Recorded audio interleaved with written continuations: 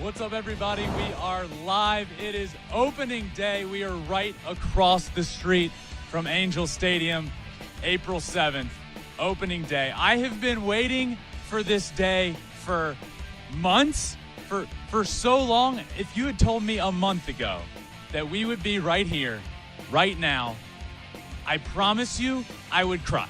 I would legitimately cry. This is incredible. The vibe down here, we're here 6 hours early for opening day, but the place is starting to roll. The vibe is getting good. Shohei's right across the street. I can feel it. We're going to be there. Packed house tonight in Angel Stadium. Angels, Astros. That is the game we will be seeing tonight. We will get to that in a little while. I can't tell you how excited I am to be here, right here. I mean, look. My second year, the second season of Flippin' Bats is starting. I just can't believe we are here. It is opening day. Actually, this is my first actual opening day in this media role. Last year, with the COVID regulations, I wasn't able to be at a game. This is my first one. And for it to be this game, for it to be Angels, Astros, for it to be Shohei Ohtani against my brother's team, a team that I know everybody on, a team that I talk all about in the Angels as well. I just can't believe we're here. I can't believe this is happening. And I'm really, really excited. I couldn't sleep last night. I could not sleep. I woke up at 5:30 this morning, did a live news segment in Japan. It was wild. Let's go. It is opening day. There's actually games happening right now. As we speak, games are going. The Cubs, the Brew Crew, they're going right now. The Cubs are up 3-1. First home run of the year, by the way. First home run of the year was the Cubs. The last time that happened, the Cubs. The Cubs have done this multiple times now. Ian Happ actually did it a few years ago on the first pitch of the season.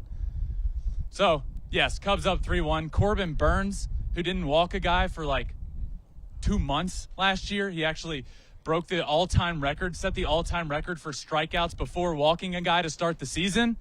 He walked 2 guys in the first inning. In the first inning of the game. So Cubs up 3-1 there. Also happening, Guardians, Royals. That game is scoreless. Last time I checked, we were scoreless. Zach Greinke back out on the mound for the Royals. Zach Greinke, he's back with the Royals. He won a Cy Young there. He killed it for them. Dominated. He's back with the Kansas City Royals, so I'm excited to see what he does this year. It's interesting with Zach Greinke. He last year with the Astros wasn't very he didn't help a lot down the stretch. He struggled down the stretch. He's a great pitcher. Obviously, we know the career Zach Greinke has had. He's an all-time great. Last year down the stretch, he struggled. He didn't even pitch for the Astros in the playoffs, and now we're here, and he's the opening day starter for the Kansas City Royals? You kidding me? There's some excitement there. There's some excitement with this Royals team. Bobby Witt Jr. is up. He's 0 for 1 at the plate. Send him down. Just kidding. A super prospect. Bobby Witt Jr. He is up. He's 0 for 1 to start his career, but he's going to be really good. This Royals team, I think, is going to be sneaky good. Sneaky good. I'm telling you. Bobby Witt. You got Adalberto Mondesi, Whit Merrifield, friend of the pod and friend of mine, Nicky Lopez. The talent goes on this team. The White Sox are going to be really, really good in that division, but the Royals and the Tigers and the Twins, I feel like could make some noise. I feel like they could do a little bit of damage in that division. I don't think they're going to win it, but the season's off and rolling. Can we just talk about, look, I'm even getting caught up in this moment. I'm talking about real live baseball games that are happening right now as we speak. I am incredibly excited to be here. Sometimes I have to soak in the moment, you know? And today is certainly one of those moments. Just driving down here, look, I got to be a part of a lot of opening days. Countless in Little League, 4 in high school, 3 in college, 5 professionally. And now we're here. And this one feels almost as if I'm playing. I'm so jacked up. I could run through a wall. And now we're here. And it truly feels, I know I'm not, unless somebody puts me in the lineup, but it truly feels like I have a chance of playing in that game later. Those are my emotions here. So, opening day is here. I couldn't be more excited. So let's roll on. Pittsburgh, St. Louis Cardinals, also happening right now. The Pittsburgh Pirates, not going to be good. The Cardinals, they're going to be pretty good. I like this Cardinals team a lot. Adam Wainwright on the mound. Albert Pujols is back. Albert Pujols is 21 home runs away from 700. 700. 0-0 ball game. Albert Pujols is back. I want to talk about Albert Pujols for a second. This is his last year. He's an all-time great. He is a legend. Another storyline of this year is Albert Pujols, and Albert Pujols being back. A lot of people are doubting that he can hit 21 home runs this year and get to the 700 home run mark in his final year. But there's a chance we could get to that. He's 21 away. If he gets enough at bats, there's a chance. He hit 17 last year in limited ABs. Now we're just 21 away from 200. So that is 0-0 ball game. Baseball has a funny way of telling incredible stories. Absolutely incredible stories. Miggy's home run last year as we round down the season. I will not count out, and I refuse to count out, Albert Pujols from getting to 700 this year. Just think about how poetic it would be. He's doing his farewell tour. He's going around the league. It starts today on opening day. Albert Pujols is a St. Louis Cardinal for life. He will go into the Hall of Fame as a St. Louis Cardinal, and now we're here, 21 away. I believe there's a chance for that to get done. But those are the three games going on right now. Cubs are winning. Everybody else is tied. Guardians, Royals, and Cardinals and Pirates. Let's move on to some of my favorite series to watch this year. I got a few favorite series to watch. First up, we got some great stuff this weekend. I mean, great stuff. Red Sox and Yankees. How do you not start there? The biggest rivalry perhaps in sports. Red Sox, New York Yankees. It'll be in New York under the bright lights in Yankee Stadium.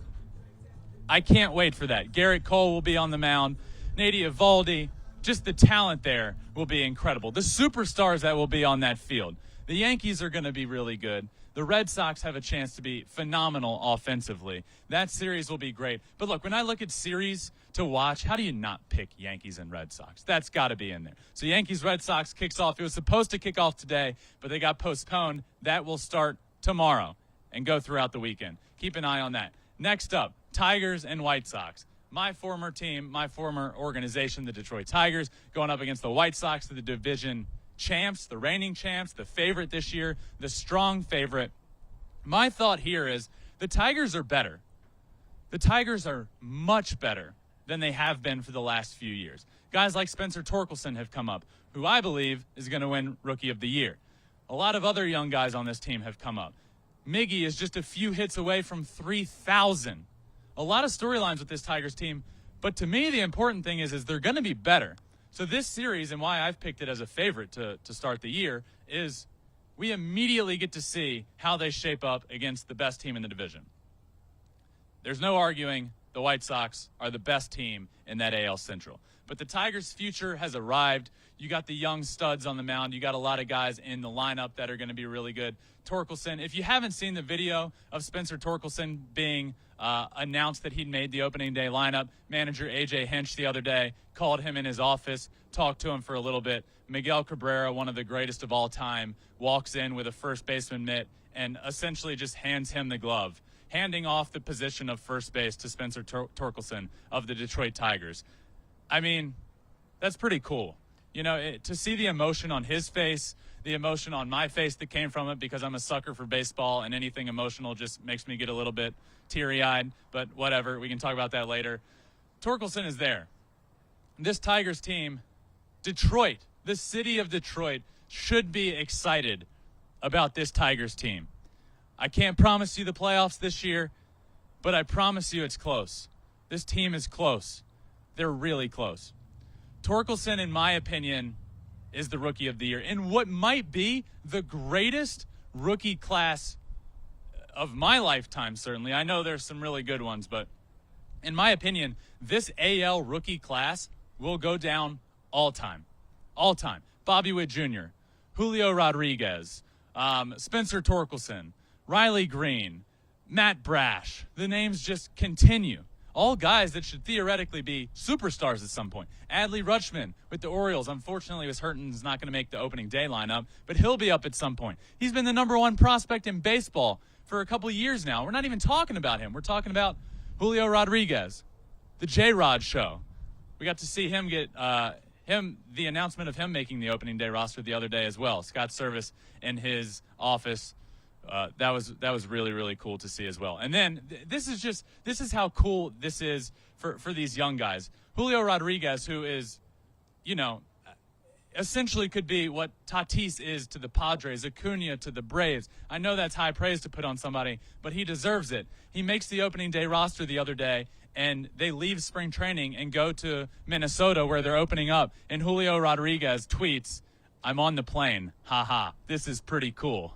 I mean, just the emotion out of these guys is really cool to see. But this rookie class, in my opinion, Spencer Torkelson will be Rookie of the Year. Watch him, learn the name, get to know it. He's going to dominate this league for a long time to come.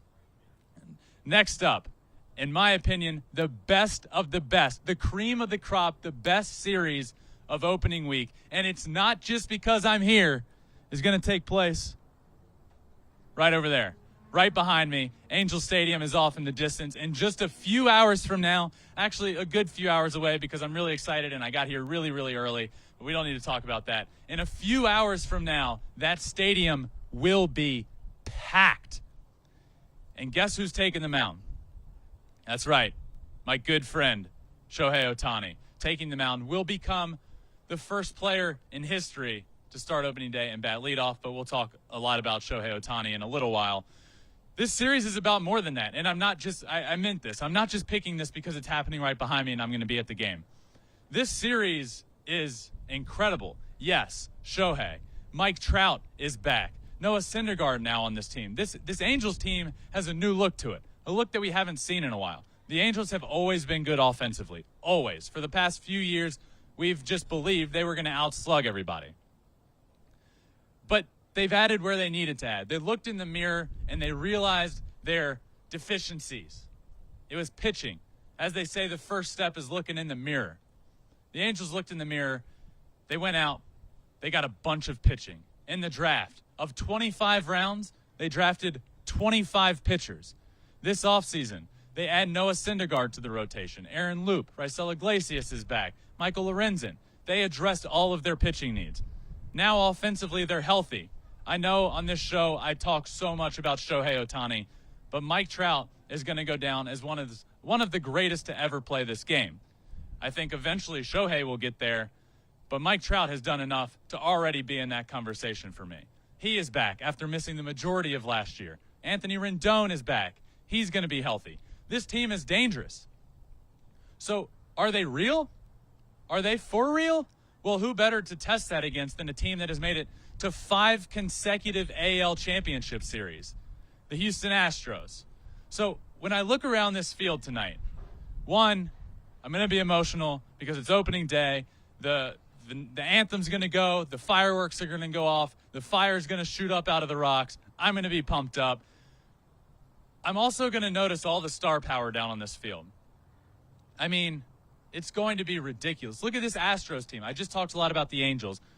This is why the Astros are the perfect test. They're an interdivision rival, but then you have guys like Alex Bregman, Jordan Alvarez, Kyle Tucker, Jose Altuve, Yuli Gurriel, who won the AL batting title last year and a Gold Glove award. Michael Brantley. On the pitching side, my brother, Justin Verlander, Framber Valdez is back. Jake Odorizzi adds depth. This team, the depth just goes on and on and on. So to me, that's why this is the top series of the weekend. Obviously, you can say Red Sox, Yankees because of the rivalry, but in terms of what we're getting on the field, give me the Angels and give me the Astros. This series is going to be remarkable. Look at all the MVP power out there, the star power. Shohei Ohtani and Mike Trout. I just named some of these guys, but there's not going to be a series around the league with more star power. There's just not. I hear you with the Yankees. I hear it. The Yankees have all the star power in the world. But this team, the Astros, the Angels, there are MVPs everywhere you look. What more could you want on opening day? I couldn't want any more. It's happening right there behind me. I can't wait. This is the beautiful thing about doing this show live. We got a live update for you. There's real live baseball going on right now, in this moment. The Milwaukee Brewers have tied up the game. Oh, I love that. The Brewers have tied up the game 3-3 with the Cubs. Christian Yelich ties it up with a sac fly. That leads me perfectly. Thank you for that update, by the way. I've been waiting to talk about Christian Yelich, and I didn't know how to do it. Now we have a way to do it. Christian Yelich is back with the Milwaukee Brewers. The Brew Crew needs Christian Yelich to be good this year. And I mean needs. This team is good, pitching-wise. Who has a better rotation? Nobody, now that DeGrom is out for the Mets. I will hear no talks of anybody having a better rotation than Corbin Burns, Brandon Woodruff, and Freddie Peralta. Won't hear it. This team needs offense. This team needs it bad. Christian Yelich was an MVP candidate back in 2019. He's struggled since. They don't need him to be an MVP caliber guy. They just need him to be a really good baseball player. They need it. They need it desperately. We're here on opening day. He's already knocking in some runs. They need that shortstop as well. Willie Adames, a former teammate of mine, a guy that I still keep in touch with a good bit. They need him to be good. But good update there. The Brew Crew. The Brewers have tied it up 3-3 against the Chicago Cubs. St. Louis, another update. St. Louis takes a 1-0 lead. Tyler O'Neill comes through. Tyler O'Neill? This is working out perfectly. I love that we're doing this live. These are the perfect names. You might be making this up. We're getting perfect names in right now. Tyler O'Neill, another guy. The Cardinals have one of the best young players in baseball, and it's Tyler O'Neill. Tyler O'Neill, when all is said and done this year, could be the best left fielder in baseball. His biceps are bigger than my biceps and my hamstrings all put together. He mashes. He's fast. He's good defensively. Tyler O'Neill for the Cardinals is going to be what makes that offense add that extra layer. They have Arenado. They have Goldschmidt. But if they can get Tyler O'Neill to continue to progress on top of what he already has in his career, you kidding me?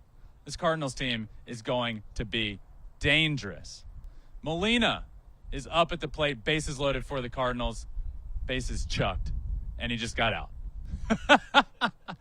This is incredible. Live shows are the best. Bases loaded, Molina gets out. Cardinals up 1-0 thanks to Tyler O'Neill. Those are some updates from around the league. We touched on my favorite series of this weekend, Yankees-Sox, Tigers-White Sox, and right behind me, I will be at all 4 games, Astros at the Angels.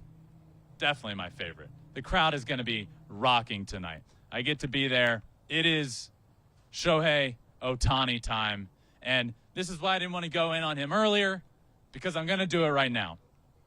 I want to talk about Shohei Ohtani. He is, one, big part of the show, big part of my life. I sleep on an Ohtani pillow every night. Just kidding. I don't, but it is there. I promise you, it's there. I have a pillow, all the nine, everything. I got it. But tonight, when he takes the mound for the Angels, he will become the first player in history to start on the mound on opening day and bat leadoff in the lineup. We got to soak in what we're seeing while we can, guys. This is special. What we see is going to be special. What we saw last year was special when he won the AL MVP and he was the unanimous choice. There was a guy in the AL last year that in any other given year would have won the MVP. Vladimir Guerrero Jr. He didn't get a vote. Not a single first place vote. And it's because of Shohei Ohtani and how he is transcending the sport of baseball, how he is changing the game of baseball. I mentioned earlier how I was on the live Japanese news segment this morning, and they asked me this question of why, one, I care so much about him. And first and foremost, it's because, now I'm going to say this and you're going to laugh, but I see a little bit of myself in him from when I was in college as a two-way player. Now, the one thing or the 2 or 3 things that I couldn't do that he can do is I couldn't throw 100. I threw like mid to upper 80s, and I couldn't hit 50 bombs in a year. I hit like 10. But other than that, I feel like we were pretty much similar. So he comes over from Japan, and he's a two-way star. So I immediately take to watching him, get an appreciation of him because in my mind, it's impossible to do what he's doing at the big league level. So this guy comes over, and he's clearly able to do it, and I just wanted to shed as much of a light on it as I possibly could. On top of that, what he is doing for the game that I love the most is incredible. He's changing the sport of baseball. He's allowing kids to believe that they can be a two-way player. I remember growing up, I was told all the time, you have to stop being a two-way guy. It's impossible to do it forever. Well, now kids can look up and say, well, Shohei Ohtani's doing it. Why can't I do it? And they'd be right. So tonight, he's making history again. I feel like every single time he took the field last year, he was making history. Every single thing he did. But now we're here. I'm going to get to see it. I was listening to an interview with him today, and because I was talking about my predictions for Ohtani for this year. I get asked this all the time. What's Ohtani going to do? Well, one, I'm not a fortune teller. I have some ideas, but I was also listening to him talk. And he said, I'm not satisfied with my year last year, which, one, is comical, but he felt like there was a lot of room for improvement. He felt like there were plenty of things he could have done more. And then on top of that, he went on to say, there's really nobody to compare myself to. I'm the only two-way guy in the league for the most part. Like, I have nobody to compare myself to, so I'm not going to say I'm doing a good job. Hey, Shohei, there's a reason nobody else is doing it, because it's impossible. So yeah, it's pretty cool what you're doing. This year for Shohei, I'm going to say this. I really do think he can be better. And I'm not just saying that because I like him and I talk a lot about him. I'm saying that for a few reasons. Shohei struggled in the second half last year because, I don't even want to say struggled, just struggled to put up the same numbers that he did in the first half because, well, there was nobody in the lineup to protect him. Mike Trout, gone, hurt, didn't play the whole second half of the year. Anthony Rendon, out, not around. He had no protection. This year, you get to bat right in front of a guy that is going to be one of the greatest of all time. So coming down the second half, coming down the stretch, you're not just going to be able to pitch around Shohei and put him on base and just go get the next guy. That's not going to happen anymore. So when he went on that absurd pace to get to 30, 40 home runs really quickly, he fell off because every game he was just getting walked and walked and walked. But that's not going to happen this year. I like Shohei. If I had to give you a bold prediction, and I'm in the business of bold predictions, I love doing it.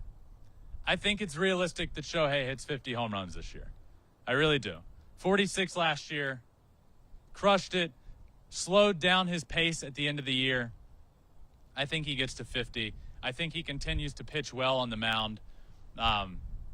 We don't talk about him enough pitching wise. We really don't. Everybody talks about him offensively.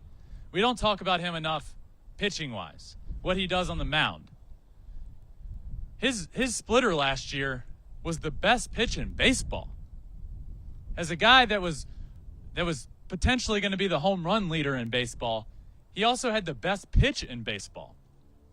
The splitter. The splitter was the best pitch, batting average against wise in all of baseball. If it weren't for a few starts last year from Shohei, one that comes to mind is New York against the Yankees at New York. He struggled. He didn't make it out of the first inning. He comes out, and it just balloons his ERA, and which was already really good. If he didn't have a couple of those starts in there, and that's easy to say, well, if you take out that start, he could have been even better. Obviously so. But there's a chance Shohei wins the Cy Young Award last year. He was at least in that conversation for a little while. So on the mound this year, and we're going to get to see it immediately. I mean, how cool is this? I'm talking about his pitching. I'm talking about his hitting. We're going to get to see both immediately. He's going to start the year at 6:30 right behind me on the mound. He's going to take the field. He's going to throw the first pitch of the year for the Angels, and he's going to take the first at bat for the Angels as well. So, yeah, Ohtani, we know him. We know about him. We know the player he is on the field. But the Ohtani effect for baseball, for Anaheim, I mean, I look around, I look at the stadium. I did a Japanese news segment that was live from Angel Stadium this morning. The buzz is insane. And it's because, one, yes, the Angels are going to be better this year. But two, it's Shohei. The Shohei Ohtani effect is next level this year. Now, last year on this show, the show right before the season, I predicted that Shohei would win the MVP award. That was bold at the time. Nobody was all in on him. I went all in. I talked about him all the time. I get my own segment about him. And now, not only is all of Anaheim talking about him, the whole world, the baseball world, will be locked in on Shohei Ohtani this year. That's the Shohei Ohtani effect. He's transcending the game of baseball. He's also changing the rules of baseball, might I add. There's literally a Shohei Ohtani rule now that was implemented just for him. So now, when he's pitching and hitting as well, he won't have to come out of the game when he's done pitching. He will be able to stay in the game to hit. That was vital for baseball, in my opinion, important for the game, but also just really cool that they've made a rule up all about him. The Shohei Ohtani rule. I want a rule. I want the Ben Verlander rule. What would it be? What would the Ben Verlander rule be? I don't know. You got to watch Shohei Ohtani play baseball? I don't know what it would be. But I want a rule. So Shohei will be off and running tonight. The Angels will be off and running against the Astros. So let's break down this series. Let's break down who Shohei is going to be facing.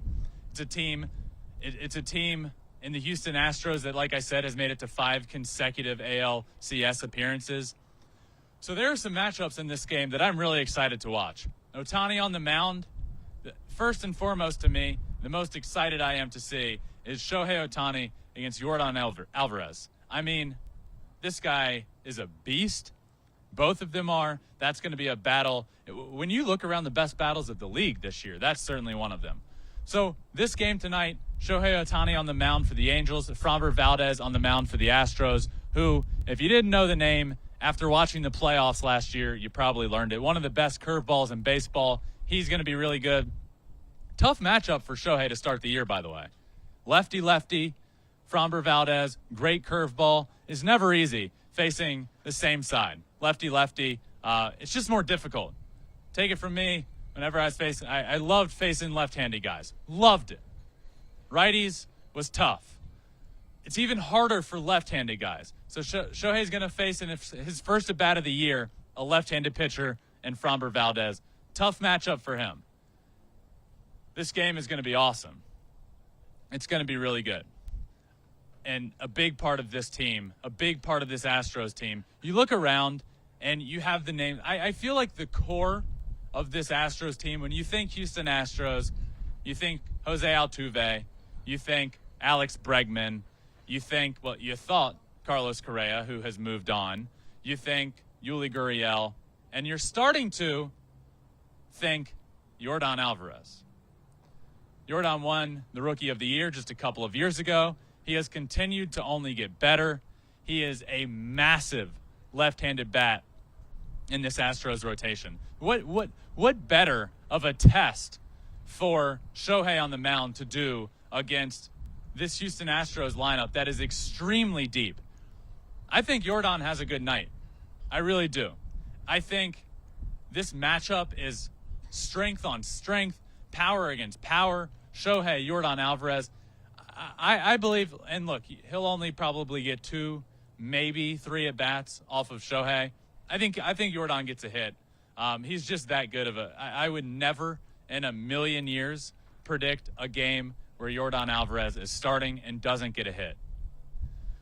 So I look at this Astros team that's just extremely deep, and that's why I say this is such a good test, such a big test for the Angels, such a good series. This Astros team will have Kyle Tucker, friend of the podcast, a guy that was an MVP type of candidate last year, in the 6th hole. Where's the weakness in this team? If there is one, you don't get to it until like you're in the 8th or 9th hole, and then you got to face Altuve right around the corner. So this Astros team is deep. We've covered that. We've covered Shohei. Mike Trout. we have to talk about Mike Trout. He's one of the greatest to ever do it. When all is said and done, this team revolves around Mike Trout. The game of baseball, Mike Trout is the guy. He's the best player. He's the best player on planet Earth, and he's back. After missing the majority of last year, which sucked for the fans for sure, it was awful for him. We were told he was going to be out like 4 to 7 weeks, and he missed the whole season. But now he's back. And this Angels team is going to need him. This Angels team is going to need both of them. When all is said and done, I predicted this on my AL preview show the other day. When all is said and done, I firmly believe that the Angels will have the top 2 leading vote getters for the American League MVP. Shohei Ohtani and Mike Trout. Both of them. So, yes, we're here talking a lot about Shohei. A lot of this buzz today is around what Shohei is doing on the mound and at the plate. But I would be remiss if I don't talk about Mike Trout, one of the greatest to ever doing, back in the lineup. So he's back. Another storyline of this series that's about to get started right behind us. Alex Bregman, friend of mine, came on the show during the World Series. I like Bregman to have a huge year this year. When he first came up, his first season in the big leagues, his first few years, he made himself into an MVP guy. Last year, in the past couple of years, injuries have been a little bit of an issue. But he's healthy this year. He's healthy. He looks good. I like him to have another MVP type of year. I'm not going to sit here and say he's going to be a finalist. I'm not going to say he's going to win it. But I think he's healthy. I think we get an Alex Bregman resurgence this year. I really believe that. He's talented enough. And I just can't stop thinking enough about how this Astros lineup with him, with everybody, is insane. Insanely deep. So look at the names we've just talked about.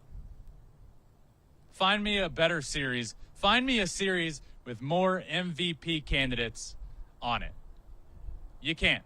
You can't find me a series that will have more MVP potential guys. I'm not saying all of these guys are like favorites to win the award. But I look around, there's like 10 guys in this series right behind me that legitimately have the potential. 10. Let's name them. Let's truly think about this. We'll start with the Angels, Shohei Ohtani, and Mike Trout. Legitimate MVP guys. Astros, Alex Bregman, Kyle Tucker, Yordan Alvarez, Jose Altuve. We're at 6. I'm going to throw my brother in because he's my brother and I'm allowed to do it. So we're at 7. This is just wild. This series is going to be awesome. It will be loaded with star power. You will not want to miss this series. If you're on the East Coast and this game's starting at 9:30, stay up and watch it. Just stay up. I promise you. 1, it's opening day. What are you going to bed before every game is over with anyway? You shouldn't be doing that. 2, this game will end around 12:30 Eastern. That's fine. You'll be fine tomorrow. Stay up and watch it. 6:30, this game starts at Angel Stadium, just a little bit behind me, and it will be loaded with star power. So I can't wait enough for that series. I can't wait enough to talk more about baseball in general. We got games going on now. We got plenty of games starting up soon. Rain has tried to ruin opening day on the East Coast with some series. Not going to happen. You're not going to ruin my day. It's not going to happen. I woke up ready for baseball. I am getting baseball. We have 3 games going on right now. We have the reigning Cy Young Award winner in Corbin Burns pitching currently. We have Albert Pujols back up on the field. We have Yadi Molina out on the field. We have Andrew McCutchen, who got the first hit for the Brewers this year, by the way. Andrew McCutchen doubled down the right field line. Former MVP guy with the Pittsburgh Pirates, former MVP, goes elsewhere, goes to a couple of other teams. Wasn't the Andrew McCutchen of old, wasn't the MVP caliber Andrew McCutchen, but now he's back in the NL Central. He's with the Brewers. Maybe, just maybe, Andrew McCutchen was born to play baseball in the NL Central.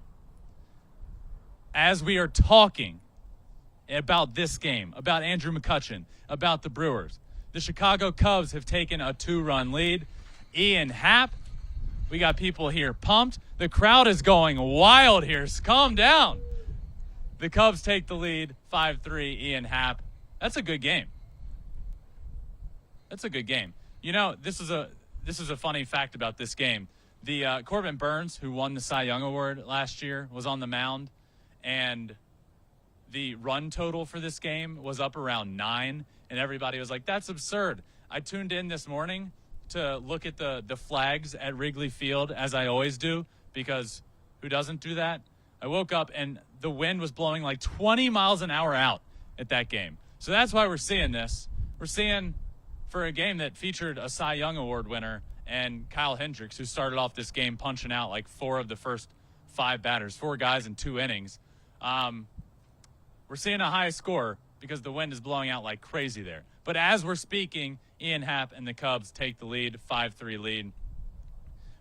We get to talk about baseball. That's what I'm here for. That's what I'm excited about. I love baseball. There's so many other good matchups starting today. Mets and Nationals starts today. Cincinnati and the Braves. The Mets and Nationals, by the way, the Mets and Nationals were supposed to – Jacob deGrom and Max Scherzer were supposed to start the year back-to-back. That didn't happen. deGrom goes out for a little while. Scherzer's going to end up, hopefully, starting tomorrow, but that's a good series.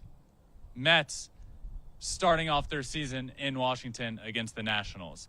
I'm looking forward to that series as well. Cincinnati and the Braves. The Braves, World Series champs. I think they got better. Am I crazy?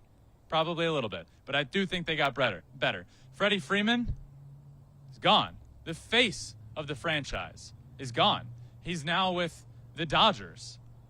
It's never a good thing when you lose the face of the franchise. Never. But I think the Braves did a good job filling that void and making themselves better. You add Matt Olson, wrap him up for the future. This is already a team that just won the World Series, might I add. So you add Matt Olson, you wrap him up for the future. Mike Soroka, who I just talked to on Flippin' Bats the other day, will be back at some point this year. Ronald Acuna will be back at some point this year. Speaking of Acuna, not sure if you heard the news, the drama. There's drama surrounding opening day. Ronald Acuna was asked about the departure of Freddie Freeman and said, how's that going to be? What's it going to be like losing Freddie Freeman? And Acuna said, fine, actually. We didn't get along at all. So I didn't talk to the guy. So yeah, we'll be just fine. And then to add to the drama, there was more that was said about how outside of the field they never spoke. In the clubhouse they didn't really speak. Just within the lines, it was also said that one day Ronald Acuna put on his eye black and Freddie Freeman came up to him and said, hey, we don't do it like that here. We're not going to do that. That comes out literally the night before opening day. Ronald Acuna, the night before opening day, who's never on Twitter, goes on Twitter and tweets in all caps, I did not say that, with the clown emojis. To which the reporter brought the receipts, transcribed it all, brought it out, screenshotted it, posted it. It's exactly what he said. I love it. I love the drama. It's opening day. We get drama. Next series, Padres Diamondbacks. I like the Padres this year. Bob Melvin's first game as the manager of the Padres. This team is being undervalued. I'm telling you. I get that the Dodgers are in this division. The Dodgers are the best team on paper in baseball, as they were last year. That didn't work out. But on paper, they are. And they're certainly the favorite to win this division, as in the NL West. But the Padres deserve more credit. Coming into last year, we were talking about the Padres as a World Series contender. So what? They struggle down the stretch. It all implodes. I'll give you that. It imploded. It crashed. It burned. Their stars were yelling at each other. But the talent is still there. Now you add to that Bob Melvin, who is one of the best managers in baseball. I like this Padres team. I really do. Their pitching rotation is elite. They just made a trade this morning, by the way. We got an opening day trade. Chris Paddock out. Emilio Pagan, out. Rogers, dominant relief pitcher, in. So I like the Padres. I really do like what they're doing. I think they could contend for a wild card spot this year. Certainly. Blake Snell needs to be back to form. Blake Snell's a former Cy Young Award winner. He needs to be good for them. He was okay last year. He was okay. They need him to be great. They need him to be good to take it to the next level. So Padres, Diamondbacks is another series. But again, I'll say it one more time. The series that I'm most pumped for, the game that I'm most pumped for, it's going to take place right behind me in just a couple of hours. This has been a live Flippin' Bats episode. Thanks to Golden Road Brewing, by the way, for having us. This has been absolutely incredible. This has been a blast. We're going to be live again after the game, on the field. Right after the game ends, we will be doing a live, about 30-minute show, and I will be doing a full game recap, full game, the whole game recap, player interviews, whatever, sights and sounds. The stadium's going to be packed tonight. It's going to be an awesome atmosphere. I will be right in the thick of it, and I'll let you know how it goes. I'll be live, so don't miss it. Live right after the game, about a 30-minute live show. But this has been a live episode of Flippin' Bats. We are here. It is opening day, my friends. Thanks for tuning in, and I will see you post-game. Enjoy the games.